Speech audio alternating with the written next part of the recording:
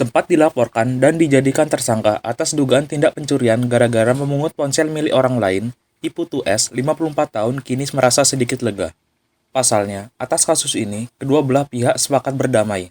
Pihak korban, yakni Imade ADP, akhirnya mencabut laporan, sedangkan pelaku telah meminta maaf. Temuan ponsel di Desa Geluntung, Marga Tabanan, Bali, akhirnya berakhir happy ending. Sempat heboh dan masuk laporan polisi, akhirnya kedua belah pihak sepakat menempuh jalur kekeluargaan. Korban dan pelaku sudah saling bertemu dan bersepakat tidak akan melanjutkan proses hukum kasus pencurian yang kini ditangani Polsek Marga. Kapolsek Marga, AKP IGD Budiarto, saat dihubungi pada Sabtu 25 Desember 2021 menjelaskan, korban Imade ADP berencana akan mencabut laporan pada Senin 27 Desember 2021 di Polsek Marga. Pasalnya, tersangka Iputu S telah bertemu dengan korban dan meminta maaf atas kesalahan yang telah diperbuat dan tidak mengulangi perbuatan yang telah dilakukan. Lebih lanjut, Kapolsek menambahkan, tidak ada masalah sejatinya jika korban mencabut laporan. Niat baik kedua belah pihak untuk menyelesaikan perkara ini secara kekeluargaan dan damai itu lebih baik.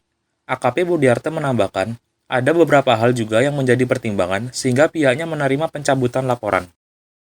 Selain karena aksi yang dilakukan pelaku tidak merasakan masyarakat, kemudian ada itikat baik dari korban dan pelaku untuk berdamai.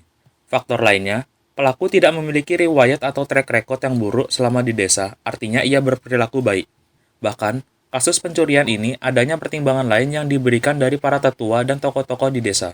Dengan pihak di desa siap sebagai jaminan termasuk dari pihak keluarga pelaku. Seperti diketahui, Iputu S ditangkap setelah dianggap melakukan aksi pencurian ponsel milik korban Imade ADP. Kasus pencurian yang dilaporkan korban lantaran pelaku memungut handphone milik korban yang terjatuh ketika korban mencari alang-alang pada Oktober 2021 lalu. Sayangnya, saat itu pelaku tidak mengembalikan handphone milik korban. Meski kala itu korban mencoba menghubungi pelaku.